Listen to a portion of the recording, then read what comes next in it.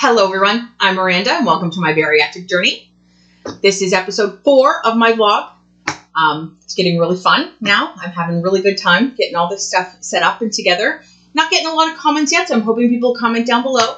Recipes you want to see, recipes that you think won't work, recipes you want to see turned bariatric, your favorite food that you think you can never eat again because it's not bariatric. And I will love to just get into those and try to do up some fun stuff for everyone.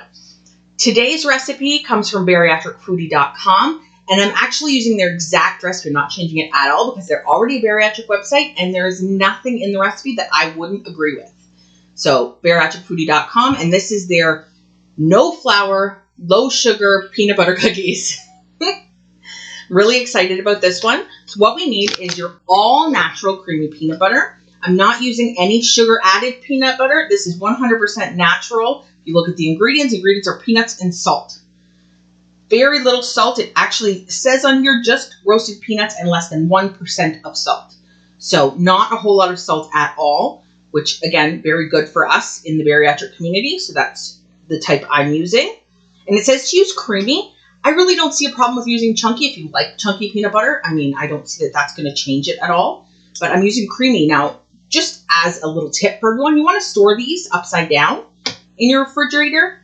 You always want to store natural peanut butter in your refrigerator, but you want to store it upside down. There's no preservatives in it. And so the oil separates from the peanuts themselves. And so all like the peanut crumble goes to the top, and the oil goes to the bottom. So if you do it upside down, then when you take it out of the fridge and flip it over, you open it and get your knife in there. It's really easy and smooth to spread.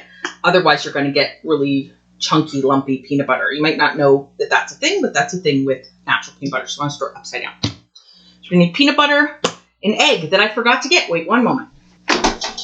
1 egg white, actually, not even a whole egg. We're going with 1 egg white. Pure vanilla extract. This stuff I got from Mexico. You have to travel all the way to Mexico to get vanilla. That's the only way to get it. Can't get it any other way. While you're there, stay at a couple resorts, have some fun, drink some booze. Great place to be. Okay, so I have all-natural vanilla from Mexico. You can use any all-natural vanilla. Honestly, it's not going to make a huge difference. Then we have some cinnamon. Sorry, I'm losing myself here. Then I have the one very specialized ingredient you're going to want is the brown sugar substitute from Splenda. I'm not sure if Splenda is the only one to make it. I don't know if Walmart has their own brand, but it's a brown sugar substitute. And if you see in the bag, it looks just like brown sugar. So I don't see any difference. It just says half the calories of actual brown sugar. So that's good. So there's your brown sugar substitute. And then almond flour. Big tip on the almond flour. So I was at the grocery store today looking for this almond flour. And we found a bag of almond flour. And it was like less than a 1 pound bag. Just like 750 grams, I think, bag of almond flour. And it was $17.99. And I was like, that seems like a lot. So I Googled it, and apparently you can just grind up almonds to make your own almond flour in most recipes. So what I've done is I actually didn't grind up almonds. I went to the baking section, and I found ground almonds. And this bag was 1 cup. The bag itself was 1 cup of ground almonds. And that 1 cup of ground almonds is fine because you only need 1/3 of a cup for this recipe. So there's my almond flour. I'm just using ground almonds. If you find you can find the almond flour where you live for super inexpensive, go nuts with almond flour. I mean, that's great. But where I live, again, I'm kind of not near any big cities or anything. So it's really, any specialized ingredients are kind of hard to find. Like I couldn't find tahini to save my life the other day. So the ground almond works just as good for the almond flour, and that's great. All right, so, and also for this recipe, I'm using my KitchenAid stand mixer, which you'll see in a minute. It is a very older version, the KitchenAid Ultra Power, and if KitchenAid wants to give me a new version, I'd love that. I always wanted one of the pro ones that holds the bowl, because when I make bread in this one, which I do make my own bread, the bowl wobbles. But that's okay. For this recipe, it will work perfectly, and I love my KitchenAid stand mixer. It is a staple in my house. I can't live without it. If you don't have one, highly recommend. Not sponsored, not affiliated, just love it. Anyway, let's get on with the recipe, guys. Okay, guys, so what we're going to do is with this recipe, we're going to start with the peanut butter. We're going to add everything to the bowl except the almond flour. We're going to mix everything without the almond flour. Then we're going to add the almond flour in and mix it till it's just combined. So we don't want to over mix the almond flour part. So we're going to start with our all natural peanut butter. Just smells like peanuts. My absolute favorite thing in the world. I love peanut butter. I have like 3 jars in my fridge. Okay, so I need a cup of this, which is why I bought a whole new jar. So that I knew I'd have a cup because, again, peanut butter is one of my favorite things and I didn't want to be out. Okay, there we go. 1 cup of peanut butter. Got my trusty spatula here. Make sure it all comes out of the cup measure. Okay.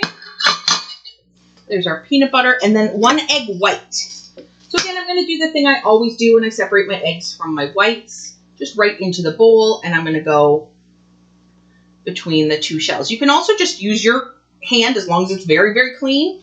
And just let all the white come out from under your hand, from between your fingers, and hold on to the yolk. But I find this is fairly easy and the yolk does fairly well. I just throw the rest of that out. I don't have a lot of recipes I just use yolks for, so I'm constantly throwing out yolks and using the whites. Then we're going to need the 1 teaspoon of vanilla. If I can get this vanilla open, there we go. It's a little bit stuck. 1 teaspoon of vanilla.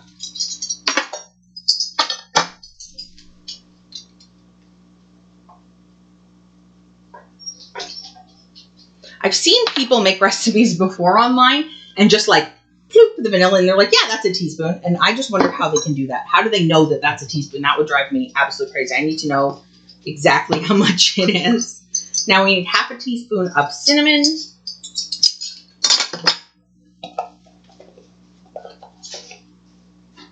Go. And then 1/2 cup of the brown sugar blend. I haven't even opened this yet, so just give me a sec here. Oh wow, that is not a resealable packet. I'm gonna have to put that in some Tupperware, which is fine. That's the other thing I absolutely love is Tupperware, so you can always find that in my kitchen. I need my 1/2 cup measure for this, which I believe is this one. Yes, it is. So because brown sugar, even the substitute brown sugar, is so crumbly, I'm just going to put it in either with a spoon or with your hand from the package to the cup, and you're going to pack it down.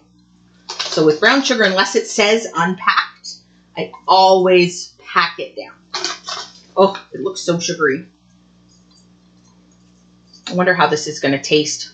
I've never had it before, so I wonder how it's going to taste with a brown sugar substitute instead of real brown sugar. All right, put that away. I'll get the brown sugar off my fingers. Okay, everyone. So we're going to go ahead and put this in our mixer. So this is already in the special KitchenAid bowl. I'm just going to get my mixer over here. There we go. All right, so I've got this with the paddle attachment. I don't need to whisk this, so I haven't used the whisk attachment. And I like my paddle attachment because it is the softer brand. It's not the hard one that came with it. I went and I spent the extra money to get the one with the, spatula feeling sides that scrapes down the sides for you. I love it. So I'm just going to stir this just on low. I don't want anything splashing up. I'm just going to stir it on low until it's fully combined, probably 2 to 3 minutes. That didn't even take a full minute. It was like no time at all to get that all mixed together. So I'll put this up so you guys can see. I'll just take this off so you guys can see right in the bowl there. As you can see, that really well mixed together. Less than a minute. That was probably about 30 seconds. So now is when we're going to add the almond flour, and we're going to stir this until it's just combined. So keep a good eye on it. And as soon as the almond flour is totally combined, that's when we're going to stop. Put this back on. Losing some of it on the sides here. There we go. Lock it down and on low again. All right, that is terrific. So that all comes together really well. This is the first time I've ever tried this recipe, so we'll definitely see how good this works. I'm just going to scrape down the sides of this paddle attachment here. All right, so there it is all together. Look at that. It just came together all kind of like a paste. It's very crumbly, but that's okay. That's exactly what you want for cookies. You notice when you do cookie doughs, it's always kind of a crumbly, kind of a moist texture, but not too much. And that is going to be perfect for cookies. So now we're going to go ahead and spread these on our pan. Now, for anyone who's made peanut butter cookies before, you guys know the crosshatch pattern, right? I hope so. So what we're going to do is I actually have this nice scoop. And I'm going to use this nice scoop to portion them out. The recipe itself says it should make about, it actually doesn't say how many cookies it makes. 10 to 12 cookies is what the recipe says. So we're going to go ahead and portion these out. I love to use a scoop because it gives you nice portions and they come out in a nice shape as well. So then you're not spending a lot of time shaping your cookies. So. Peanut butter cookies are also the type of cookies that don't flare up in the oven. They don't get bigger. There's no baking powder in this or anything that's going to make it grow, really. So they'll grow a little bit, but they won't turn all big and poofy the way your chocolate chip cookies would.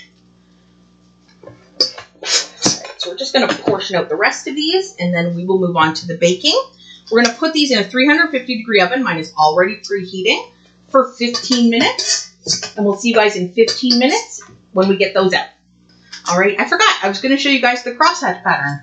So let's go ahead and see that as well. Looks like I actually have enough for 15 cookies too, which is kind of nice.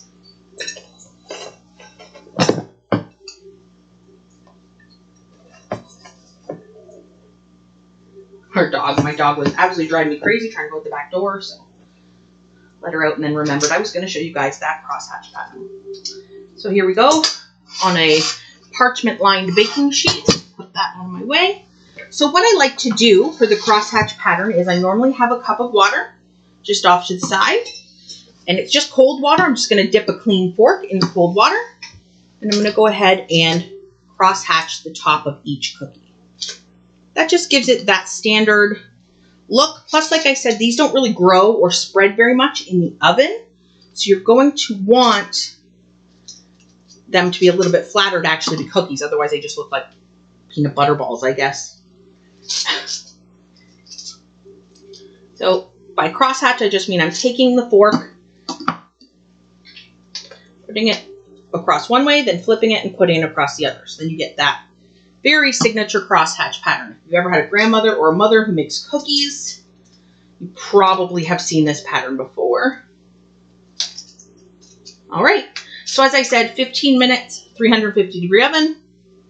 And then we'll see you in 15 when the cookies are done. Hey everyone, we're back. It's been 15 minutes. Got this all set up here. So I've just taken these out of the oven. They're still super hot. We're going to go ahead and transfer these from the rack they're on onto a cooling rack so that we can cool them. Have just spatula here. I wonder why they're both called spatulas. It should be called something else, shouldn't it? I've always called this a spatula. Maybe I'm wrong. Tell me in the comments below what you call it. So the recipe actually made 15 cookies for me, not just 12. So that was good, especially with my little cookie scoop. I know I was getting the same amount for each cookie. So then I can easily figure out the nutrition per cookie for 15 cookies. So if you don't have one of those and you plan on baking your own cookies after you see this video, go for it. And you can do that. So there we go. There they are, all ready to go from the oven. They smell so good. I want to try them now. But I'm going to give them just a couple minutes to cool. Ooh, those are warm. I'm going to give them a couple minutes to cool, and then we will try them. I'm going to have a special guest here when I get back, my son, because if a kid doesn't like it, it's not really a cookie. So we got to see if the kid likes it. Hey guys, we're back. Cookies are all cooled down. Perfect temperature now. Oh, they look so good. I want to eat it so bad. But first, we'll get our special guest on here. This is Quentin, my youngest. And we're going to try a cookie. Or waiting for his honest response. I'm not sure what he's going to say. Super delicious. Really? Wonderful. Well, thank you. That one's yours. This is mine now. Yes. Just forever. Okay. All right. There you have it. Kids like it, so that's always good. I'm going to try it as well.